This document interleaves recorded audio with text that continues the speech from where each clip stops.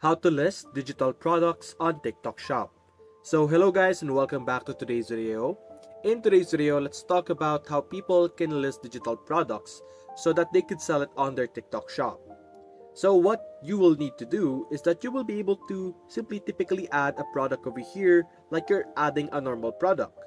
But the key things that you're going to have to put or inform when you're adding a new product, especially in the title or in the product description, mention that it is a digital item. You have to mention that the product that you're adding or selling is not a physical item that they are going to receive. You could either put that in the product name or in the description. Now, when someone does purchase your item, what you could just do is that you could message them or redirect them to a platform where they could access the purchased digital product.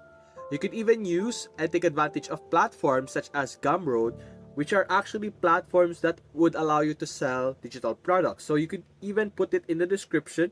You could just use TikTok Shop over here as your storefront, and you could put in the description links to Gumroad, which would allow you to sell digital products.